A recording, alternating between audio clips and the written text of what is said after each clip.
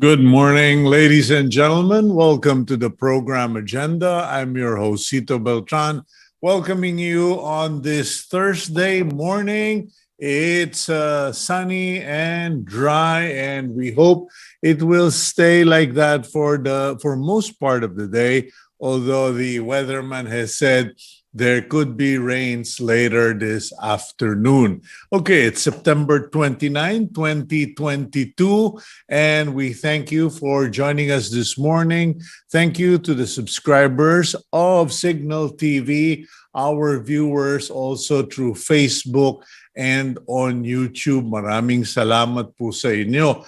Just a special shout out to all those who joined the generic summit yesterday at the Manila Hotel. Thank you for inviting me, and I hope that everything you worked on will become reality for the Philippine public health program. Okay, let's start the day with our daily starter that comes from the former Queen of the United Kingdom, Queen Elizabeth the second, and it goes, let us not take ourselves too seriously. None of us has a monopoly on wisdom. And I really love that quote from Queen Elizabeth II because it reminds all of us to have a measure of humility, but more importantly, to always remind ourselves not to be know-it-all. Marami po dyan, lagi na lang may opinion sa lahat ng bagay. They present themselves as experts or the authority on all things. And while some of them may feel that they have to do it because they are an elected official or a government official or a boss in a company or even head of a family, sometimes it pays to just shut them out and listen to others because sabi nga sa Desiderata, for even the weak and the ignorant, for they too have their story. Okay, so let us listen to others and remember what the late great Queen Elizabeth II said. Let us not take ourselves too seriously. None of us has a monopoly on wisdom. Now let's go to the front page of the Philippine Star, Thursday, September 29, 2022.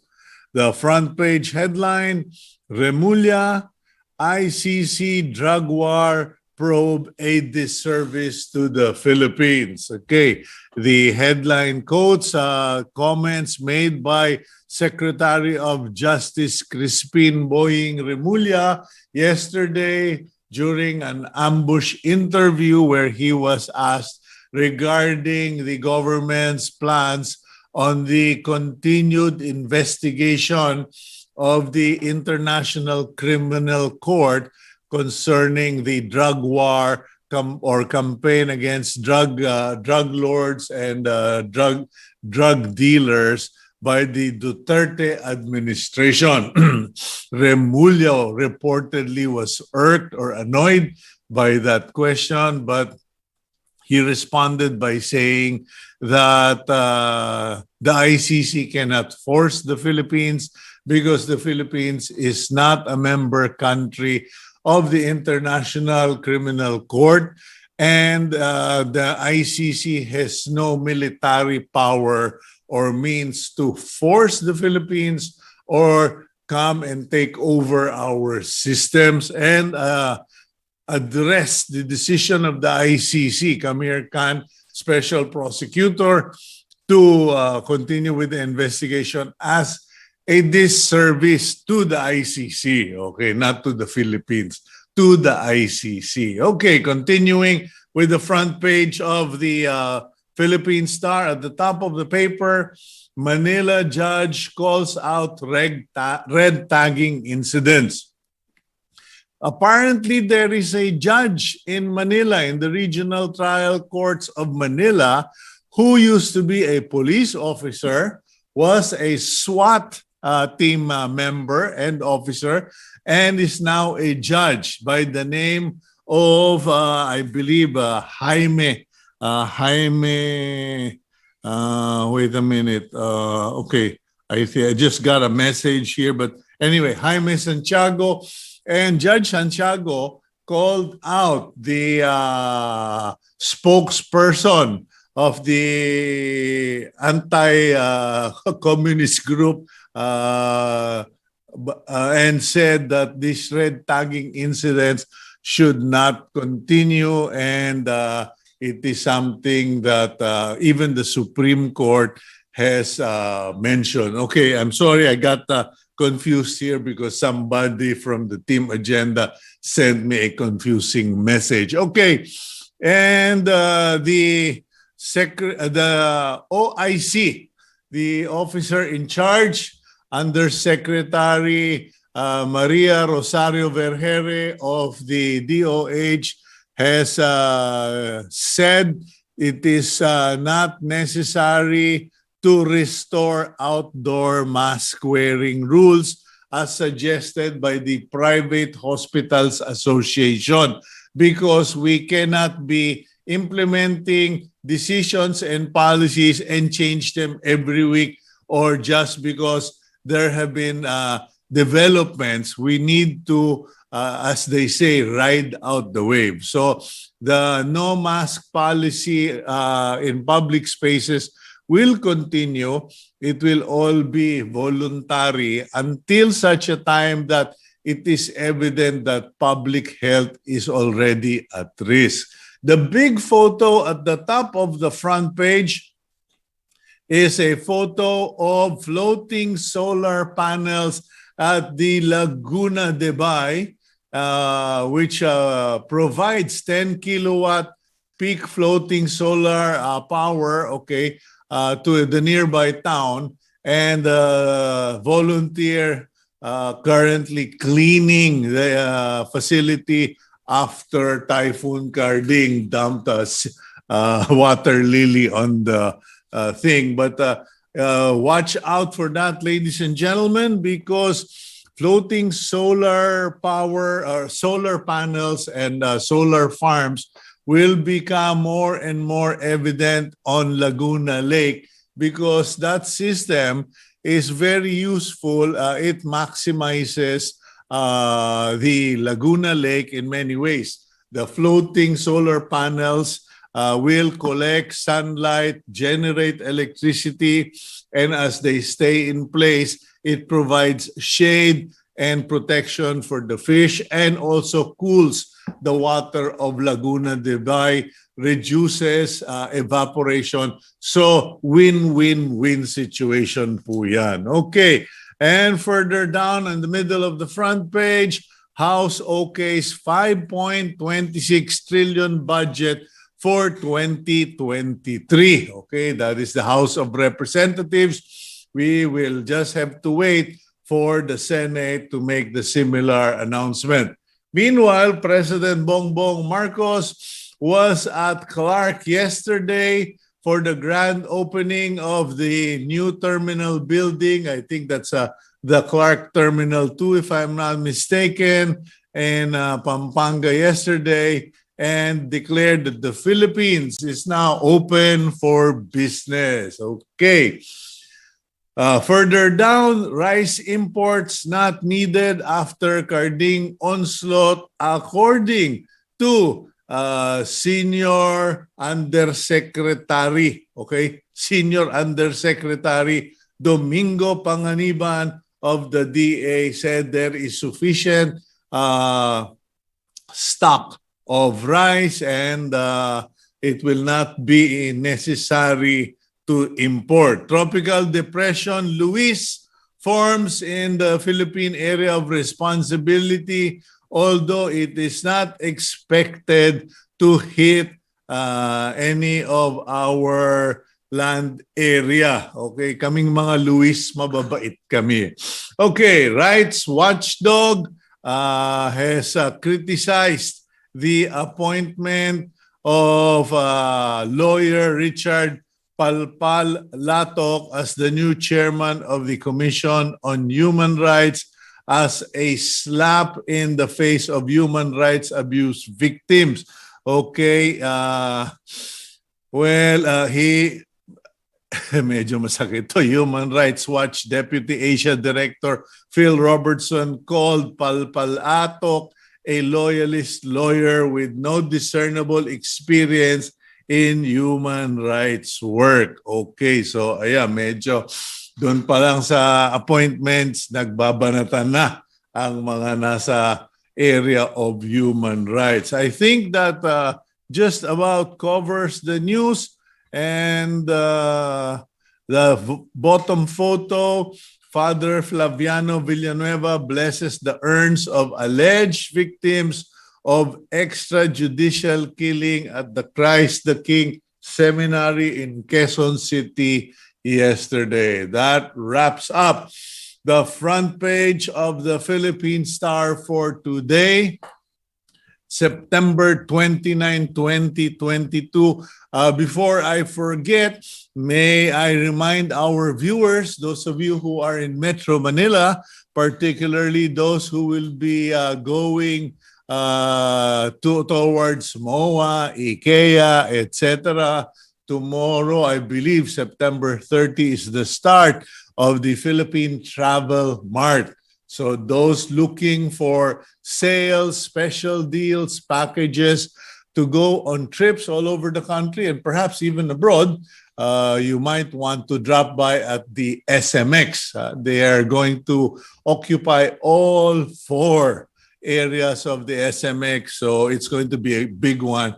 Hope you can make time. Now, for our interview feature for today, we have 2 very interesting doctors, and there are numerous topics that we can discuss with them because from what I've read here, both doctors actually started their careers as students, I believe, from the Silliman University of Dumaguete. I have been there at least twice, or if not 3 times. I love the place. My daughter Hannah once said she would study there if it ever came to choosing between Metro Manila and outside Metro Manila. She said Silliman University is a very nice campus.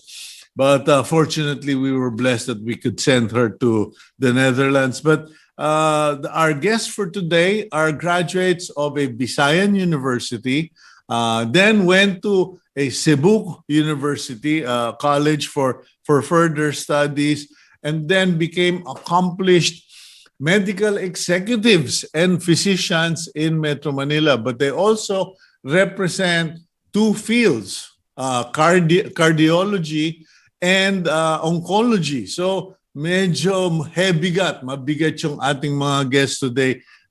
Let's roll the Betamax and get to know them first. Dr. Erlyn Cabanag-Demerre is the founder and chairman of the Erwin P. Cabanag Adult Leukemia Ministries, or EPCALM.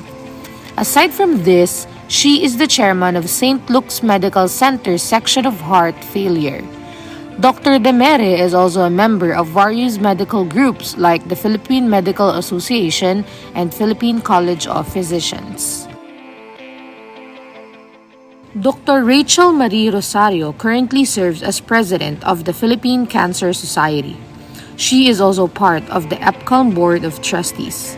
Rosario also plays a role of head coordinator at the Supportive, Palliative, and Hospice Unit at the Philippine General Hospital.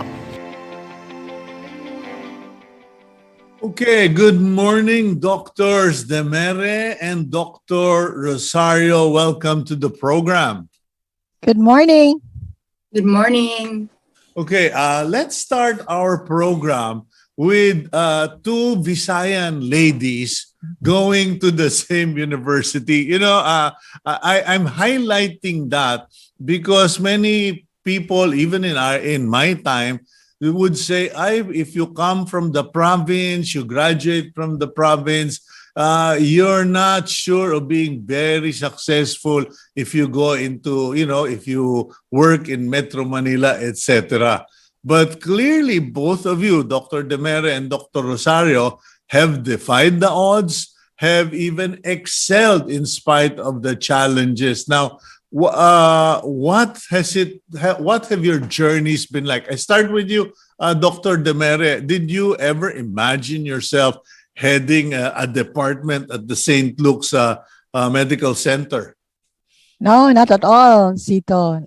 Not in my wildest dreams. I just really wanted to train to be specialized so that I can serve my Dumagueteño kababayans. So that was really the intention. That's why as early as my specialization in internal medicine, I already ventured to Manila, and then into cardiology at St. Luke's Medical Center, and then I went abroad for my postgraduate training in cardiology and echocardiography. And okay. Yeah. Go ahead. Sorry. No, it's okay. I really intended to go back to Dumaguete, but I believe God always has a way where you should be planted and where you should bloom. My husband was working in Manila, so although he's also from Silliman and from Dumaguete, but his job really required him to be in Manila. So that's why I had to plant myself here in Manila. And what about you, Dr. Rosario? Well, I guess the story is kind of the same. I also came to Manila to study anesthesiology at the University of the Philippines, Philippine General Hospital. And somehow I stumbled into pain medicine. And afterwards, I volunteered for the Philippine Cancer Society. And I was a very ardent volunteer. So later on, they invited me to become the executive director. At the same time, I might say that my husband also had a subspecialty, which required him to stay in Manila. So here we are. Okay, now, did you both know each other when you were studying in Silliman, or were you part of different batches that just ended up meeting in Manila? Yeah, well, I can answer that. We are really good. You could classify us as bosom buddies. We grew up together, yeah, and we went to the same elementary and high school, and then college, and we had separate ways. But then again, we stumbled into each other because of our advocacy for EPCALM. Yeah, but was there ever any hesitation? Okay, si husband gets a job in Manila, etc. But I've been in Dumaguete, and several times I have an aunt in Dumaguete, and I've seen all of the retirees, even the foreign retirees, living it up in Dumaguete. And one would think, ewan ko sa imo, di na lang ako, di ba? I mean, I'd rather stay in Dumaguete. Was it a painful decision, Dr. Rosario? For me, not at all. Because, Cito, I'm a cancer survivor. And I thought that, being with the Philippine Cancer Society, working on advocacy and awareness, I thought that if I'm able to do it on a national level, then the coverage of what I can do will be wider. So I guess that's where I really put my efforts on. My passion is that if I do what I want to do, and I do what I think will be helpful, then if I can help the most number of people, that will be best. Okay, but when did you get your cancer, Dr. Rosario? Because I thought you were simply a volunteer by vocation in this EPCALM program. When did you get your cancer, and what type of cancer did you get? I had my first cancer at the age of 15. I had non-Hodgkin's lymphoma. And then I went into remission. I had my checkups. My doctors declared me as cured. And for more than 40 years, I was okay. Unfortunately, the story of cancer is that if you get it early and you have treatments, there is a risk for you to have perhaps another cancer when you're older. So I had my second cancer in 2017, and I just had another diagnosis September of last year. Wow. I mean, I'm glad that you don't look sick at all. You sound great. You look healthy. But is it all Hodgkin? Ano yun? Hodgkin's lymphoma ba yan? What exactly is this kind of a cancer? Well, it's different kinds. The second and the third one are not related at all to the first one. We think that it might have something to do with the treatments that I got when I was younger, and of course the risk is higher. But what I can probably say is that I guess what's important is that you get to diagnose it early, because if you diagnose it early, we've always been saying get it early if you can, and then you'll have a better chance at a cure.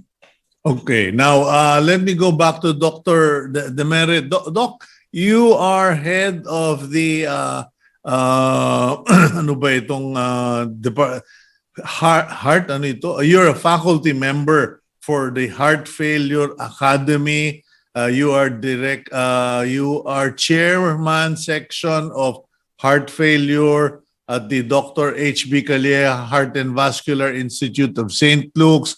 When I go through all of your if kung HR ako mahihilo ko, puro heart ang laman nito eh. Nasa puso mo ba? Was it really in your heart to go into heart medicine? And meron palang heart failure department? Section, yeah. Yeah, well, being a cardiologist was planted in my heart really early on when my eldest brother had was diagnosed to have rheumatic heart disease.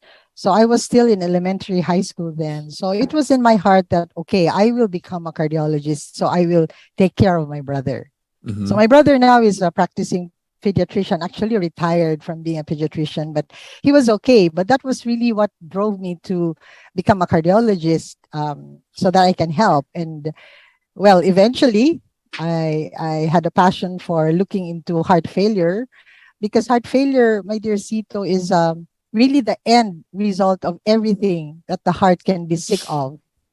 Whatever the cause, starting with risk factors like your hypertensive, diabetic, and all that, whatever that is, as it progresses, it really ends up in heart failure if it's not prevented or not treated. So it's a whole advocacy by itself to increase the literacy of heart failure in this country, because many think that, as you really expressed, meron palang heart failure, right? So many of our kababayans really think that, oh, I might not be a heart failure patient. I don't have heart disease, but not knowing that it can start as hypertension only or diabetes only. And if it's left untreated, undetected, or, it can lead to different diseases into heart failure. So that's an end stage thing.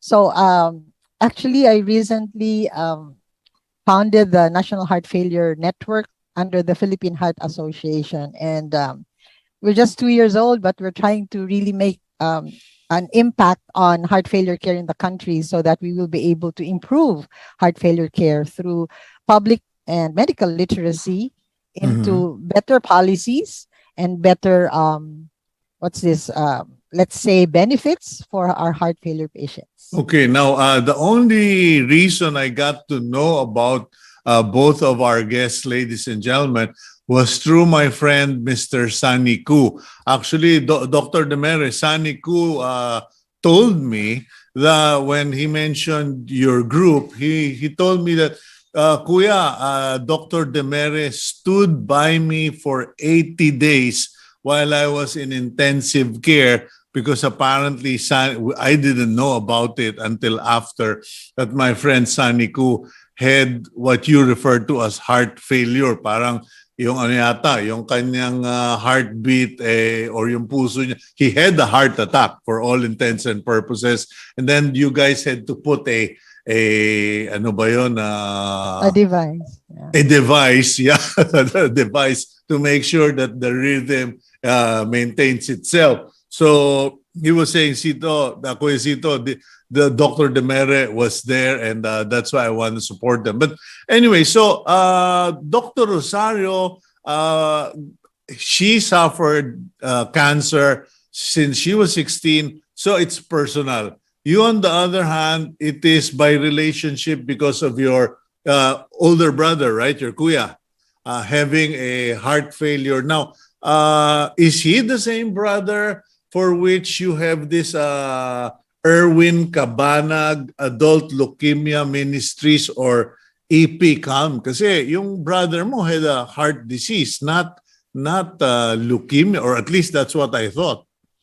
Yeah, this is another brother. He's the immediate older brother of mine. There's 7 of us in the family. I'm the youngest, and I was already a cardiologist then, and my concern for all my family was to prevent heart failure, to prevent heart attacks, to prevent strokes, to prevent cardiovascular disease. And one day, my brother Erwin just came down with, he collapsed. No? He collapsed, and we found out that he had very low hemoglobin. And so this is the brother that became the seed for EPCALM.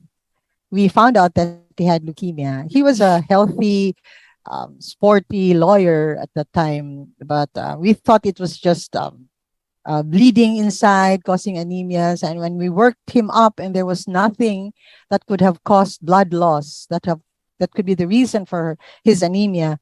I was already, as a doctor, I was already scared. I said, oh my, this might be a blood cancer. And truly it was adult myelogenous leukemia. Okay, So, yeah. if you don't mind, no, Dr. Demerre, could you explain in layman's language, and then I'll go to Dr. Rosario, no, because I keep hearing leukemia, and we all pretend like we know leukemia.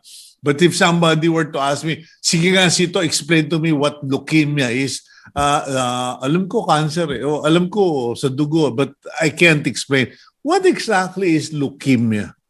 Yeah, I'm no expert in leukemia, my dear Cito. I will tell you that first.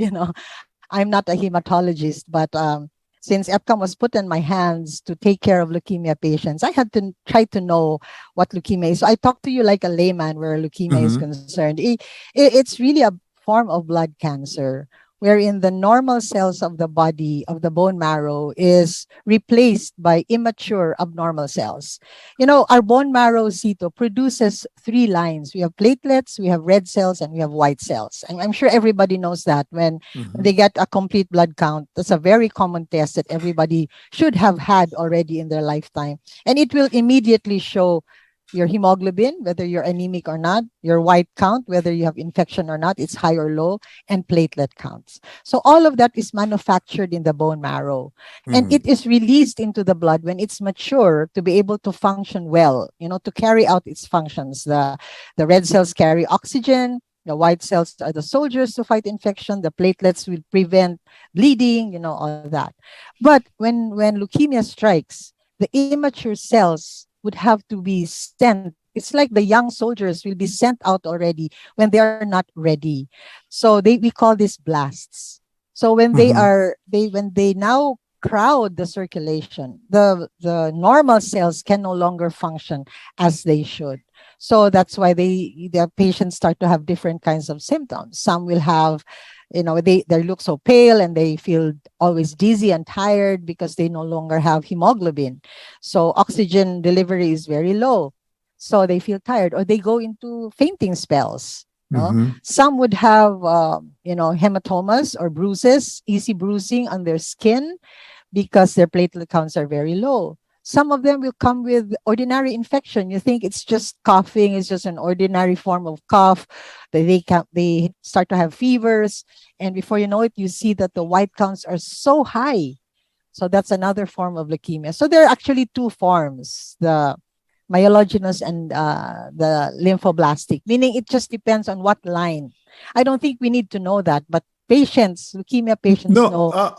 I appreciate that, Dr. Demerre, because first, when you mentioned that people should have had their blood test by now, I actually, and hindi nyo naman po kailangang gayahin to, mga kaibigan, you don't have to do what I do, but I have a blood test every 3 months because for me, that is the first indicator if I have a problem. And because of that habit of mine, I was able to determine that I have low sugar. Hindi ako diabetic, low sugar ako, and which answered my question why from time to time I would have parang dizzy spell.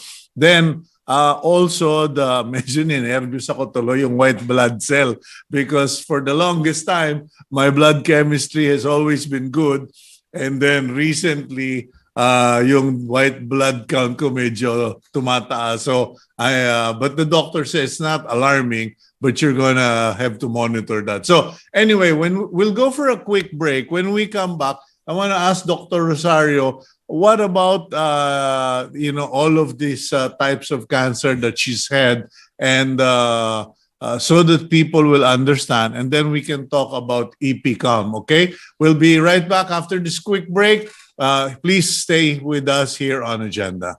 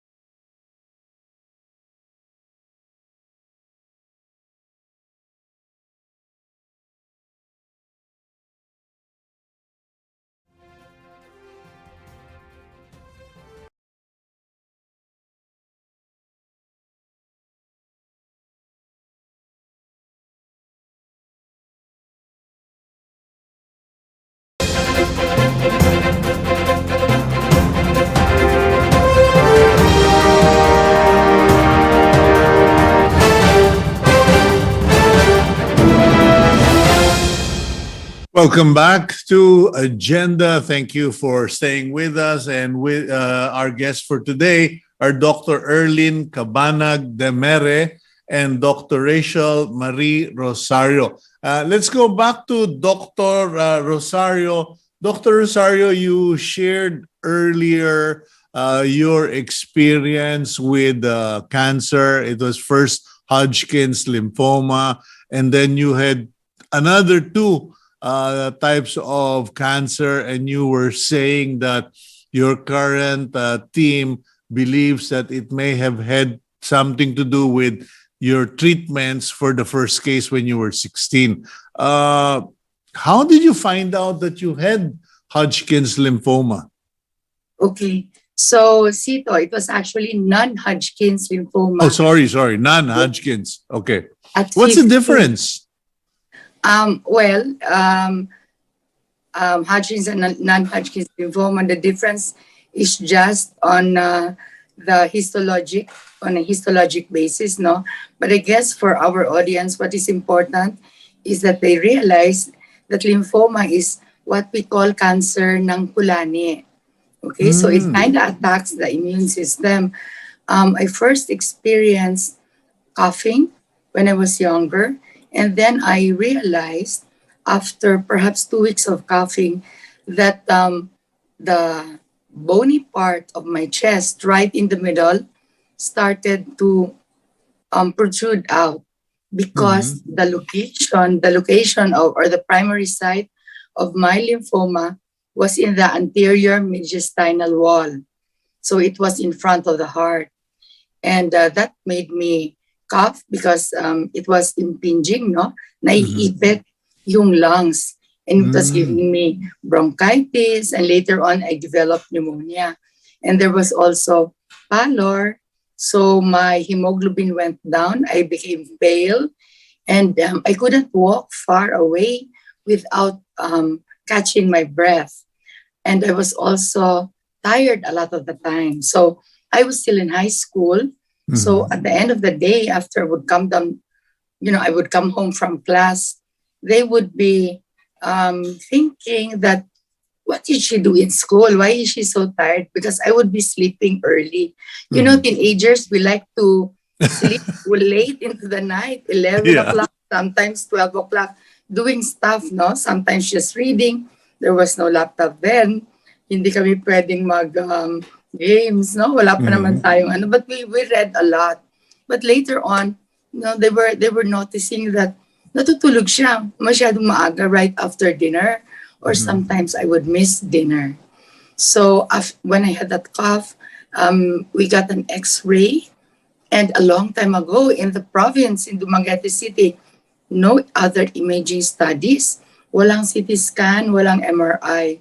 So they had to base that on the X-ray. And they thought at that time, ano ba yung mas common than cancer, of the chest or of the lungs? Di ba yung pulmonary tuberculosis? Yeah. So they thought I had TB and they had to give me anti-TB drugs for 1 month. Aray ko, okay. And until there was a lymph node or A. colani that popped out on the side of my neck. And that was the time that they said, oops, maybe this is something else. And they did a biopsy. And when they looked at the slides, it was really non-Hodgkin's lymphoma. Okay, so you managed to survive that, but now because of perhaps of wrong treatments, or it wasn't, with limited knowledge, talagang syempre yung treatment options mali-mali din. So now you are still fighting the fight, but how do you manage, Dr. Rosario? Most people will just say, teka, time out. I'm not going to do medicine. I'm not going to be part of any board or vocation. I'm going to focus on my body. I want to live, so I'm going to. But you're joining us today, promoting this campaign for of the paano ba ito, Dr. Demerre? How do I pronounce this thing? Kasi EPCALM ako ng EPCALM. Baka sabihin ng tao, ito yung anti-allergy injection. How do I pronounce this? It's simply pronounced EPCALM. EPCALM. Okay. So Dr. Rosario, how do you manage doing all of this? One would think, Dr. Rosario, pahinga ka muna. The nice thing about what is happening now is we can do a lot of things on Zoom. The other one is, technology. You can phone, you can talk to other people this way or that way. But I guess what's more important, kasi Cito, for me is, it doesn't mean that if you have cancer, if you had cancer, or if you're undergoing some form of treatment because of cancer, it doesn't mean that you have to stop your advocacy, on what you want to tell others. Because I think awareness is so important.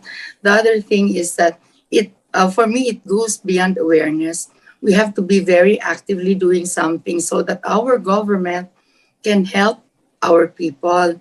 And that is the reason why I'm a part of so many groups, Cancer Coalition, and of course, EPCALM and other things, because we want policies to be changed so that we will be able to help others. We have studies that if you are a cancer patient, 70%, no, of Filipinos will go into indigency after several months of the treatment of cancer. I will be the first to testify to that, ladies and gentlemen, because my sister had breast cancer 1 year ago, and we were monitoring everything, and everybody had to help kasi on their own talagang mababaon sa utang yung sister ko, si Marisa, who is the wife of Coach Eric Altamirano, because I mean, I was shocked, Dr. Demerre, Dr. Rosario, yung isang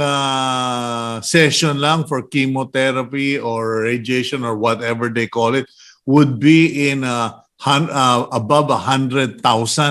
And she had to do 23 sessions yata plus other medication, etc. So talagang butas-butas bulsa, mga kaibigan. So what the doctors said was, early detection is your best chance on this situation. Now, Dr. Demerre, allow me, because I would like our audience to become more familiar. Sinabi na ni Dr. Rosario about Cancer Warriors and all of these foundations. But what about EPCALM or the Ernie P? Paano sasabihin? Mabuti na yung binabasa ko na maigi para hindi ako sumabit sa inyo, no? Erwin P. Cabanag Adult Leukemia Ministries. How did this come about? Yeah. Okay. This came about 17 years ago, my dear Cito, when my brother succumbed to leukemia. As I said a while back, he was a healthy, sporty lawyer. He was a prosecutor in Dumaguete, a fiscal in Dumaguete. Then he collapsed and we found out he had anemia. And then we found out he had leukemia. So for 2 years, we journeyed through that. And like Dr. Rosario said, you know, in the end, you become an indigent in a sense because your resources are really depleted. So through our 2-year journey, I found out that there was really no support for leukemia patients. I tried to connect with some foundations, but they would say, you know, life is just so sad. You know, leukemia is just so sad. It was like a death sentence. And I said, how can we do that? How can we let people just say there's no hope? So through the 2 years we journeyed, we needed blood, we needed, you know, it was then that I realized support, you know, this group around you. And then until I got connected with the National Cancer Institute in Bethesda, Maryland, National Institutes of Health, and we were set to go in the 2 years. So we were really set to be, my brother would have a bone marrow transplant in the US because the doctors here at that time, 17 years ago, told me that the success rate of a bone marrow transplant was very low, 40%. But today, Cito, by God's grace, today the success rate is so good already. But at that time, it wasn't that good. So, and my brother's leukemia was very aggressive.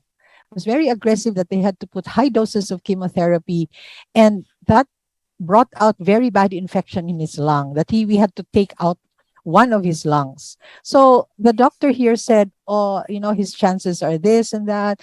So I was led to the National Institutes of Health by a way that only God could lead us to. And but when we were already starting to do that, you know, all the coordinations, he already had an appointment, he already had everything set. He succumbed at the St. Luke's Medical Center. So after that, during the wake, one of my friends texted me. He didn't even know that my brother died. But he texted me a verse in the Bible that says, unless a kernel of wheat falls to the ground and dies, it remains a single seed. But when it dies, it produces more seeds. And there, at that moment, it's like, I don't know if you'd believe this, but it's like God just told me, Erlyn, you really have to build this Adult Leukemia Foundation. You've seen it. There's none. There's none. There's no support. And you've seen how much support a leukemia patient needs. So I said, I bargained with the Lord. I said, it's painful. I don't want to experience it again. Second, I'm not a hematologist. I'm a cardiologist. Who do I know in Manila? I'm from Dumaguete. I'm a provinciana. Who will I connect with? And his voice came clear to me that, Erlyn, just build it, and I will send the people to help you. So that's how it happened. We went to the SEC, we registered it, and everything was just smoothly put into place. And now, 17 years after, could really see that the Lord has been faithful to bring people into the foundation. And your friend Sunny Koo is one of our blessings that was introduced to me when he battled heart failure. That's why those are my two advocacies now. It's leukemia and heart failure. Okay, So now, yeah. In terms of services, what does your group or what do you and Dr. Rosario offer to families? Because medyo confusing nga, as I pointed out, meron palang adult leukemia, meron namang juvenile or child leukemia, and some which am I correct in my thoughts that if you get leukemia as a child, you have about 80-90% survival rate versus adult leukemia? I don't know. Who's the oncologist? Maybe Dr. Rosario. Yeah, Cito, we'd like to distinguish that leukemia during childhood is actually one of the most curable diseases. And we do know that they are reaching 80 to 85% survival rates in the Western countries because they diagnose it early and they get timely treatment. Okay. However, here in the Philippines, we are still struggling a little with our childhood leukemia, but we are getting there.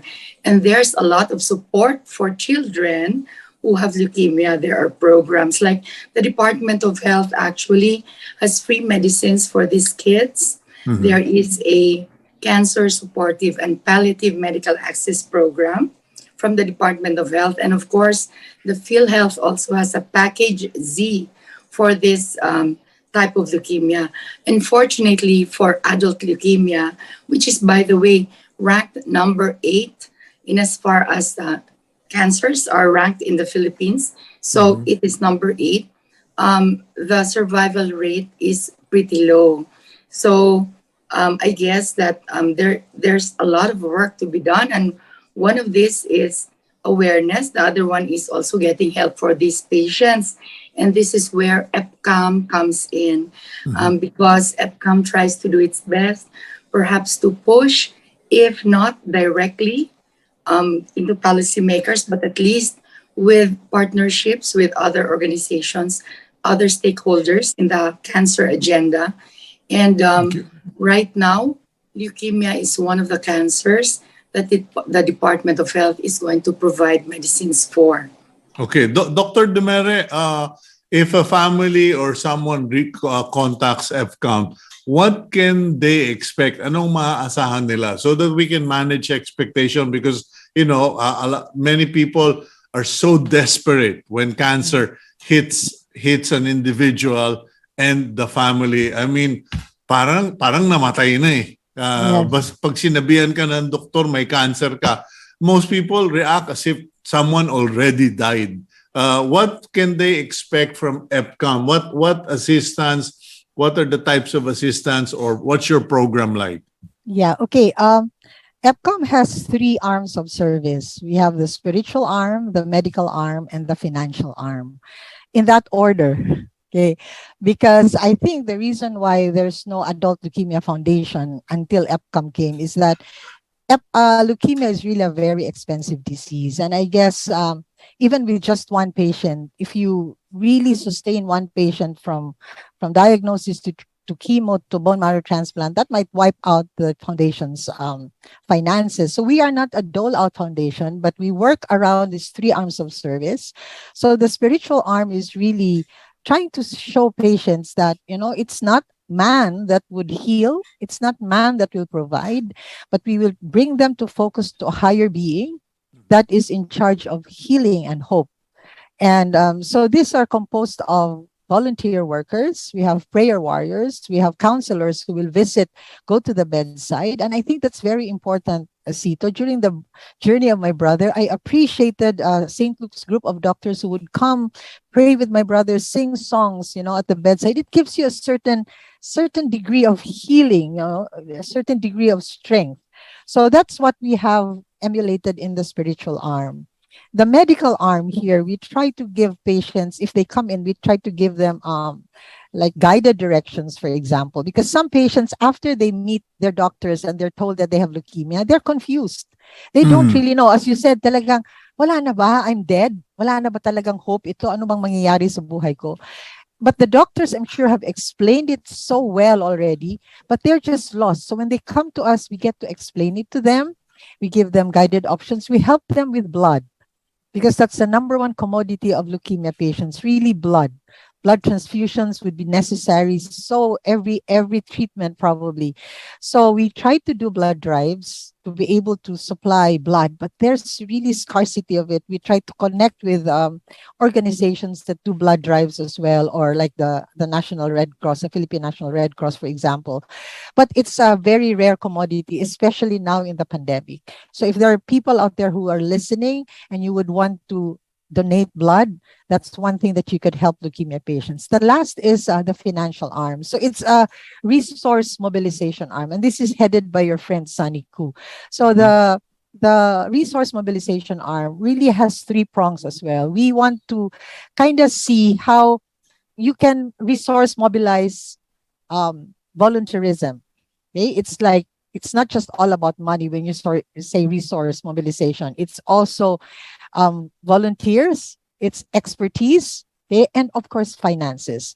So there are those who are blessed financially. They can share their donations to EPCALM to fund treatments for patients, to help them with medications, which we also do for the medical arm. We're starting to give medications in chunks, no, for the different patients, because now we're servicing like 61 patients all over the country, distributed in Luzon, Visayas, and Mindanao. We have about 40 in the National Capital Region, and so that's what it does, no. So if there are donors out there who would want to, just support EPCALM, that's where your money goes.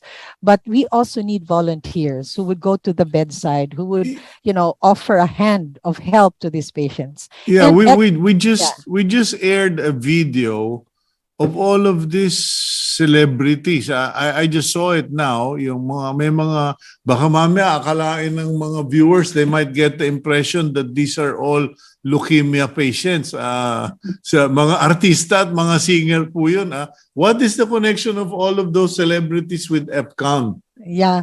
Well, these celebrities are really just, they have very generous hearts to offer their public space for the campaign of awareness. So they are not leukemia patients, but they have been brought. This is the promise of the Lord. Remember, Cito, that just build it, I will send the people. And if I may say, the first one that he really sent to us was Martin Rivera, the concert king. And then Boy Abunda, the king of talk. So you can see that the Lord is saying, okay, this is what I've been promising you. I'm bringing you the people to help build the credibility of EPCALM, as well as create that campaign for awareness. So the public will know why we are doing this. And it's really a campaign that we would want to tell people that leukemia is not a death sentence. It's curable, and early detection is important, though we cannot really pinpoint on how to prevent leukemia. There's no such thing as, okay, if I don't eat fat,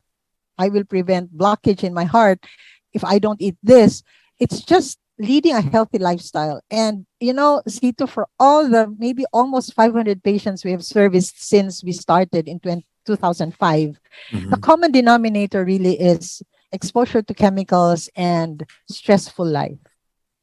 Teenagers who don't sleep well, they don't eat well, they're just living a life that they think there's no tomorrow. But some are living so healthy and yet they get down with it. So that's why scientists say there's no one risk factor that you can say, but genetics can also come into play. So like all the cancers, it's kind of the same. But with leukemia, if it's detected early, and maybe treatment is initiated early, we can probably change the course of the leukemia. But usually they come as emergency cases. So this makes they come like already, very anemic or very symptomatic. But nobody can tell which ones would make it, which ones won't. Okay, now let's wrap up the program because, ladies and gentlemen, many of you have heard, seen, watched so many organizations, NGOs, groups talk about their foundations, etc. But today, our guests are people who have lost a loved one, or in the case of Dr. Rosario, has been fighting this battle since she was 16. She's had triple types of cancer, and she's still fighting unselfishly, giving her time and her skills as a physician for this advocacy. So if you're looking for authentic, I don't think it gets more authentic than people who have suffered in the battle. And Dr. Rosario, maybe you could just invite our viewers for the last 1 minute regarding EPCALM and what they can do to help cancer patients and cancer survivors. Yeah, so I guess I will have to invite everyone to, September is Leukemia Awareness Month, and we're trying to really reach out to everybody to take care of themselves. But more than that, I guess to be aware that there is such a thing as adult leukemia, and that there are so many ways wherein we can help our patients get better. And when we say get better, we are aiming for healing rather than just plain physical curing. So this goes beyond just the physical body, but also the emotional part of our patients, and most especially the spiritual side, no? So I guess EPCAM is trying to do all of this in its own little way. Okay. And we hope that this is going to be, well, it has started. We hope this will continue and others will join us in this fight against cancer. Okay, thank you very much, Dr. Rosario, Dr. Demerre, for your time today. We've run out of time, but it has been a very engaging conversation, and I do hope that the Lord will continue to bless the work of your hands, protect you, and for you, Dr. Rosario, I pray for miracles and longer life in Jesus' mighty name. Thank you very much, doctors, and more power to EPCALM. Okay, and now let's go read our blessing for the week. And this is a wish that I picked up from a friend's post, Carissa Cruz. May those who perpetually pour receive. May those who constantly carry discover what it feels like to be supported. May those hidden behind walls of silence find safe places to speak. May those who fight for others encounter those who will fight for you. And that is from Dr. Thima. Okay, God bless all of you. Thank you for joining us here on Agenda. Tomorrow we have a very special guest, someone who's well, I'm not going to tell you, basta abangan nyo na lang, special guest siya, and you will all be surprised. And I hope you will keep it here on One News PH. Thank you very much. God bless.